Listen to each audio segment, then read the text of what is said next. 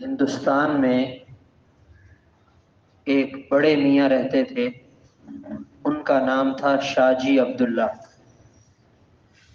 روزانہ صبح سویرے جنگل جاتے اور وہاں سے گھاس کی ایک گٹھڑی بنا کر لاتے، بازار میں فکس قیمت کے ساتھ اس کو بیچ دیتے۔ سب کو معلوم تھا کہ یہ اتنے آنے میں بیچتے ہیں۔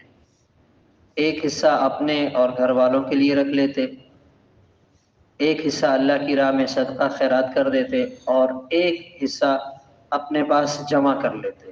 جب کچھ رقم بن جاتی تو وہاں علاقے کے 4-5 بڑے جید علماء کرام وہ پیسے ان کو دیتے اور کہتے اپنی دعوت کر لو۔ وہ علماء جب انہیں وہ پیسے ملتے تو ان میں سے ایک غسل کر کے اہتمام کے ساتھ اپنے ہاتھ سے ان پیسوں سے چاول خریدتے اور وہ چاول بناتے اور وہ دعوت بیٹھ کے کھا لیتے۔ اور وہ بھی اپنے زمانے کے اللہ کے ولی تھے، تو ان کے تاثرات یہ تھے کہ ہم جب وہ ان پیسوں کی دعوت کھاتے، دعوت کھانے کے بعد کئی دن تک ہمیں اس کھانے کی برکات اور اس کے انوارات محسوس ہوتے، اور ہمیں انتظار رہتا کہ شاہ جی عبداللہ کب ہماری دعوت کرے گا۔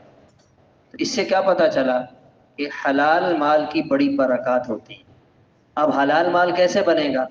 اس کے لیے ایک چیز تو یہ ہے کہ ہم جو کام بھی کریں وہ صحیح اور جائز کام ہونا چاہیے، اور دوسری بات پوری دیانتداری اور امانت داری کے ساتھ کام کریں، جان چھڑانے والی بات نہ ہو۔ آج ہر بندہ پیسوں کا مطالبہ کرتا ہے، تنخواہ کا مطالبہ کرتا ہے، مزدوری کا مطالبہ کرتا ہے، اس کی کوشش نہیں کرتا جو کام میرے ذمے لگایا ہے میں اسے کتنا صحیح طریقے سے کر رہا ہوں۔ تو جب اپنا کام پوری محنت، پوری کوشش اور لگن کے ساتھ ہوگا تو وہ جو اس کے نتیجے میں مال آئے گا وہ حلال کہلائے گا، اور اس کے اندر اللہ تعالیٰ برکت ڈالیں گے۔ اللہ تعالیٰ عمل کی توفیق عطا فرمائے۔ اللہ تعالیٰ